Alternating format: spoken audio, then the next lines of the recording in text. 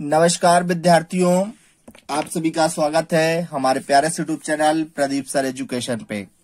लगातार आपके लिए एमपी वर्ड की तैयारी करवाते आ रहे हैं, तो हमारा साथ बनाए रखिएगा। जो भी थोड़ी बहुत वीडियो हमारी तरफ से आ रही है आपके लिए, तो हमारा साथ दीजिए इस चैनल को आगे बढ़ाने के लिए, क्योंकि ये पहले कॉलेज से रिलेटेड न्यूज आ रही थी, अब आपके लिए भी स्टार्ट किया है। कॉलेज वाले बच्चे नाराज हो रहे हैं कि हमारी वीडियोस कब से आएंगी, तो उनकी इन्फॉर्मेशन भी चालू रहती है। आप भी हमारे साथ बने रहिए। चलिए आज नया चैप्टर चालू कर रहे हैं, पार्ट है 5 और समांतर श्रेणियां। तो इस समांतर श्रेणियों का अर्थ क्या होता है इसको जान लेंगे और उसके बाद धीरे धीरे आगे स्टार्ट करेंगे। तो जल्दी जल्दी जान लेते हैं। देखिए क्या होता है समांतर श्रेणियों। इनमें सूची के प्रकार संख्या एक पद कहलाता है ना, जो सूची के प्रत्येक, लेकिन हमको इससे मतलब नहीं है, हमको मतलब है इस परिभाषा से। में देखिए एक निश्चित संख्या जोड़कर प्राप्त किया जाता है, ठीक है ना।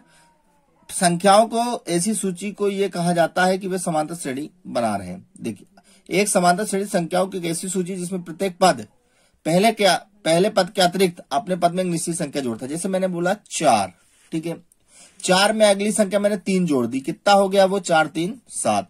फिर इसमें अगली संख्या कितनी जोड़ दी 3, फिर कितना हो गया 10। फिर ऐसी संख्याएं बनती जाएंगी। तो पहला पद कितना हो जाएगा 4, दूसरा कितना निकल गया हमारा 7, तीसरा कितना आ गया 10। इस प्रकार के पद हमारे बनते चले जाते हैं।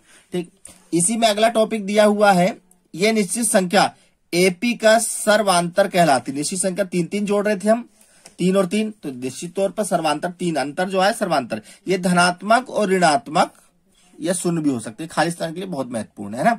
इसके बाद इसका व्यापक रूप भी देख लीजिए। देखिए इसका व्यापक रूप दिया हुआ है। व्यापक रूप में क्या देखिए यहाँ पर क्या दिया हुआ है, एक समांतर श्रेणी को निरूपित कर जहां ए पहला पद कहलाता है। देखिए ध्यान दीजिएगा, ए पहला पद है और डी क्या कहलाता है, सर्वांतर कहलाता है।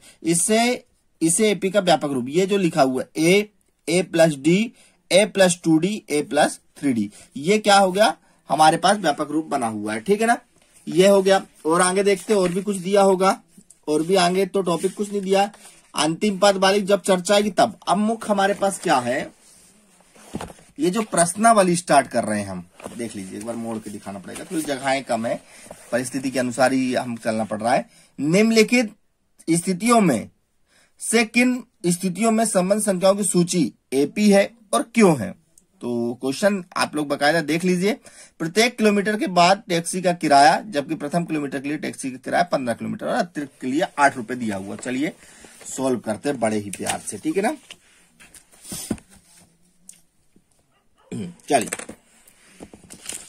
चलिए पढ़ने, अब क्या करें, मेहनत तो कर ही रहे हैं, आपके लिए ही कर रहे हैं। जो 5.1 स्टार्ट कर रहे हैं प्रश्नावली, जहां जिसकी जरूरत होगी मैं उसकी जरूरत आपको बताऊंगा, ठीक है ना। प्रथम पद को यहां पे स्टार्ट करने से पहले मैं बता दूं आपको, जो प्रथम पद होगा उसको हम ए से प्रदर्शित करेंगे और जो सर्वांतर होगा उसे हम डी से प्रदर्शित करेंगे, ठीक है ना। इतनी चीजें याद रखिएगा आप, कोई टेंशन नहीं लेना, ये 2 चीज याद रहेगी। धीरे धीरे मैं आपको सब चीजें बताता रहूंगा, ठीक है ना। चलिए और भी अगर जानकारी दे दूं, प्रथम पद है हमारा जो ए, प्रथम पद जो ए है जिसको A1 बोल सकते हैं। फिर द्वितीय जो होगा वो A2 होगा, जो तीसरा होगा वो A3 A4, ऐसे हमारी गाड़ी चली जाएगी और एपी श्रेणी बनाएगी, ठीक है ना। और सर्वांतर ज्ञात करने के लिए भी फॉर्मूला हमारे पास है। सर्वांतर ज्ञात करने का क्या फॉर्मूला होता है, यहाँ पर ध्यान दीजिए, फिर प्रश्न स्टार्ट करते हैं। अगर मुझे डी ज्ञात करना है, ठीक है ना, तो मेरे को क्या पहले वाले से A2 माइनस A1 करना पड़ेगा। यदि D1 ज्ञात कर रहा हूं तो D2 ज्ञात कर रहा हूं, अगर और आगे बढ़ना है मुझे तो A3 माइनस A2 होगा। इस प्रकार अभी सवाल जब करेंगे सब हमसे बनने लगा। चलिए 5.1 स्टार्ट करते हैं बिना समय गवाए। चलिए क्या है 5.1 में, प्रथम किलोमीटर के लिए, प्रथम किलोमीटर के बाद का टैक्सी का किराया, जबकि प्रथम किलोमीटर का दिया हुआ है। तो पहला सवाल हल करते हैं। प्रथम किलोमीटर का किराया कितना दिया हुआ है, ध्यान दीजिए 15 रुपए,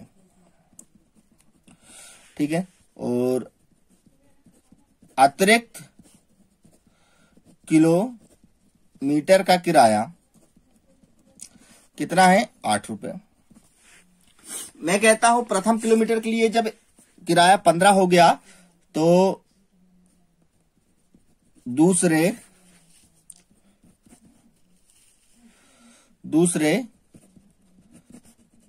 किलोमीटर के लिए किराया कितना हो जाएगा। देखिए क्या होता है, पहले के लिए कितना है 15 रुपए, और उसमें फिर जब दूसरे किलोमीटर जाता है तो उसमें 8 ऐड हो जाता है, तो 15 8 कितना हो गया 23 रुपए। फिर जब तीसरे के लिए जाएगा, पूरा लिखिएगा आप लोग सेम, तो फिर उसमें जो 23 रुपए है उसमें फिर 8 जुड़ जाएगा, 31 रुपए हो जाएगा। फिर जब चौथे के लिए जा रहा है, सेम वही चीज पूरा लिखिएगा, ये जो लिखा हुआ है 31 में फिर 8 जुड़ जा रहा है, कितना रुपए हो जा रहा है 39 रुपए हो जा रहा है। तो जो हमारी एपी की श्रेणी बन रही है देखिए, तो वो कितनी बन रही, पहले किलोमीटर के लिए कितना था 15, दूसरे के लिए कितना 23, तीसरे के लिए 31 और चौथे के लिए 39। ऐसे गाड़ी हमारी एपी श्रेणी। अब इसकी जांच करते हैं। जांच क्या करना है, इसकी जांच करना है कि एपी श्रेणी में है कि नहीं। अब कैसे जांच होगी, इसका अंतर ज्ञात करते हैं। प्रथम पद कितना दिया हुआ है, प्रथम पद ए बराबर कितना दिया है 15। यह हमारा A1 A2 A3 A4, ठीक है ना।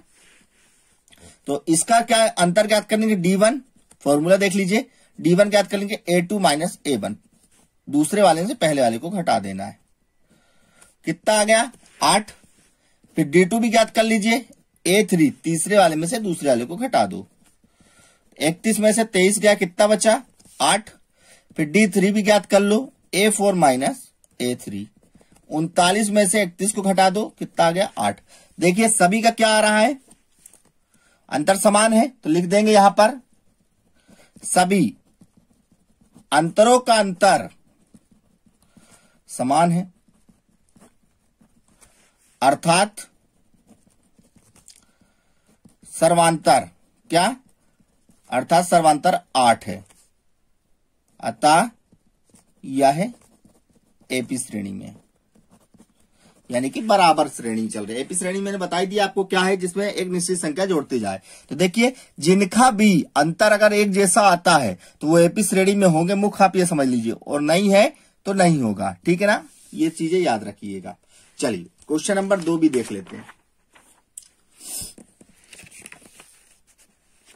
दूसरा क्या बोला है, देखिए किसी बेलन, एक बार मैं क्वेश्चन आपको दिखाई देता हूं, ये देखिए, किसी बेलन में उपस्थित हवा की मात्रा जबकि वायु निकालने वाले पंप प्रत्येक बार बेलन की शेष हवा का 1/4 भाग बाहर निकाल लेता है। भाई आपने किसी भी चीज में जब हवा भरते हैं पंप में भी, तो एक बार पंप मारा जाता है तो हवा कुछ अंदर जाती है, और जब बाहर लेते हैं तो कुछ मात्रा में हवा बाहर आती है, टायर से भी ले सकते हैं, ठीक है ना। तो यहां पर लिख लीजिए, देखिए बिल्कुल सिंपल तरीके से मैं समझाने का प्रयास करूंगा आपको। माना बेलन में हवा की मात्रा में x y नहीं 1 है मान लेता हूं, बिल्कुल सरल तरीका 1 है मान लिया, और तो चला पहले निकाल रहे हैं हम, तो T1 बराबर हमने कितना मान लिया 1, ठीक है। हवा निकला, कितना निकल रही है, हवा निकली, यहां देखिए कितनी निकल रही है 1/4 भाग, और किससे निकल रही, पूरी हवा में से, पूरी हवा में से 1/4, तो 1/4 ही आएगा ये। चलिए अब इसके बाद जब T2 निकालते हैं, T2 के लिए क्या है, पूरी हवा में से 1/4 भाग आप निकाल दीजिए, ठीक है। एलसीएम ले लीजिए, कितना है 4, 4 से 1 4 एकम 4 और 1 एकम 1, बाकी इस तरह होता नहीं है, मैं आपको भी सिर्फ यहां बता दे रहा हूं क्योंकि आप 10th क्लास में बाकी समझदार हैं, एलसीएम कैसे ले रहे हैं, ठीक है ना। तो 3 बटे कितनी बची हवा, 3/4। अब हवा अंदर, अब हवा की मात्रा कितनी हो गई हमारी, देखिए यहां समझिए, पहले हवा की मात्रा 1 थी, अब हवा की मात्रा 3/4, तो यहां पर अब हवा कितनी निकलेगी, यहां ध्यान दीजिए, हवा निकली 1/4 निकल रही है, और कितनी बची यहां पर हवा 3/4, ध्यान समझिए, यहां 1 बची तो 1 का गुणा, यहां 3/4, तो 3 और 4 चुको 16, ठीक है ना। अब T3 ज्ञात करते हैं।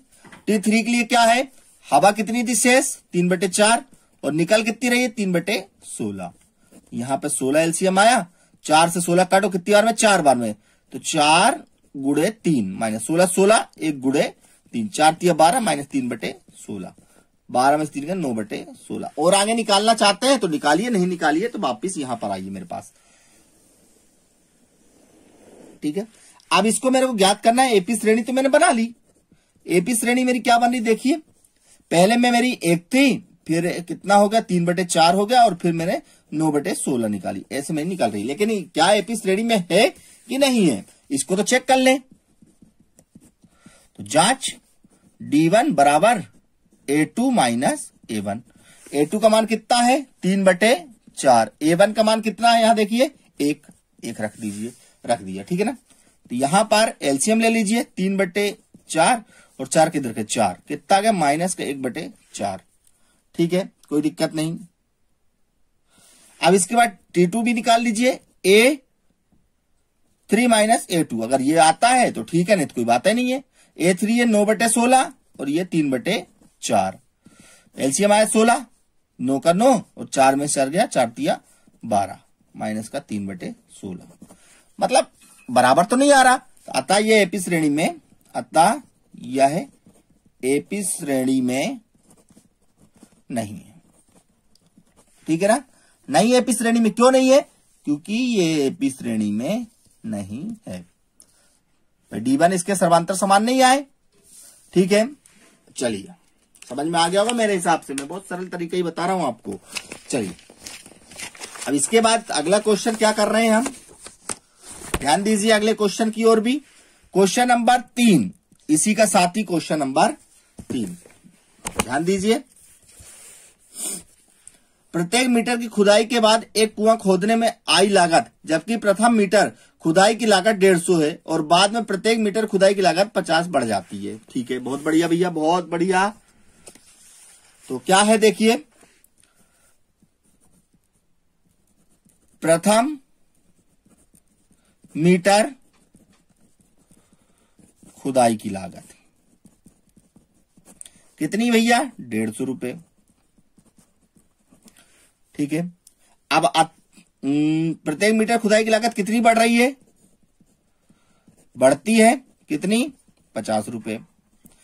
तो देखिए द्वितीय मीटर खुदाई की लागत कितनी है 150 और अतिरिक्त कितनी हो गई फिर 50 रुपए, है ना, तो कितनी हो गई 200 मीटर, 200 रुपए, सॉरी 200 रुपए। अब तृतीय के लिए निकाल लीजिए, फिर 200 और उसमें फिर 50 ऐड हो गया, कितना 250 रुपए। चौथे के लिए भी निकाल लीजिए, 250 प्लस 50 कितना हो गया 300 रुपए। एपी श्रेणी बनाइए इसकी, कितना है पहले 150, 200, 250, 300, जांच कर लीजिए इसकी।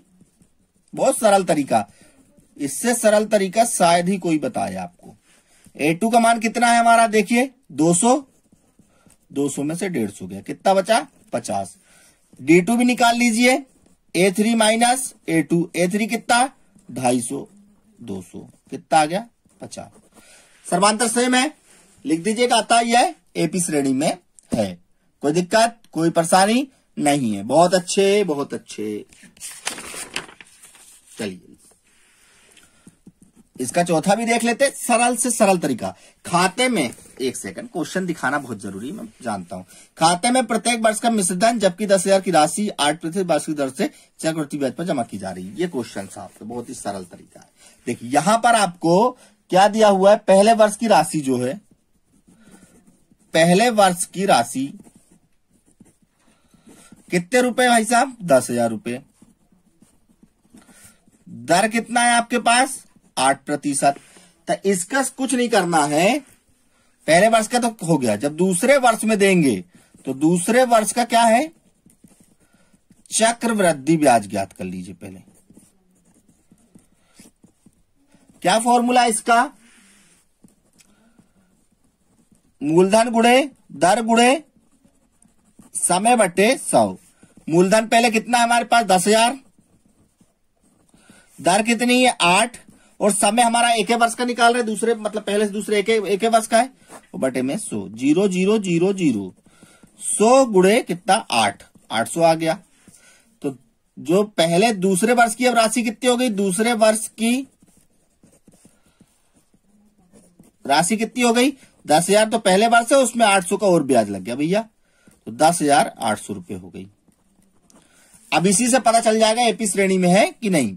तो दूसरे वर्ष जो तीसरे वर्ष का ब्याज अगर 800 ही आया तो ठीक है, तीसरे वर्ष की ब्याज चक्रवर्ती ब्याज, ठीक है, थोड़ा ध्यान दीजिएगा। तो 10,800 ये मूलधन, 8% और बट्टे में 100, 0 0 0 0, 108 गुणे 8, 8 × 64, 6 8 कम कितना आया 800 रुपये। आता यह है एपी श्रेणी में नहीं, आता यह है एपी श्रेणी में नहीं है, क्योंकि इसका अंतर समान नहीं है। ठीक है दोस्तों, ये 4 क्वेश्चन आज रखते हैं। थोड़ा सा मैंने सोचा कि आपको ये सवाल बन जाए 4, क्योंकि इनमें कठिनाई होती थी, बाकी सब सरल है। अगली क्लास में हम लोग उसको कंप्लीट कर देंगे। तो दोस्तों हमारे साथ बने रहना है मेरे प्यारे विद्यार्थियों, आपके लिए ही लगातार ला रहे हैं, प्रयास कर रहे हैं कि आप ज्यादा से ज्यादा इस वीडियो को देखें और समझने का प्रयास करें। तो अगली क्लास में जल्द से जल्द मिलते हैं। उससे पहले मैं आपसे जरूर एक कहना चाहूंगा, वीडियो को दोस्तों को शेयर करिए और सब्सक्राइब जरूर करिए, ठीक है ना। तो चलिए मिलते हैं अगली क्लास में। जय हिंद, जय भारत।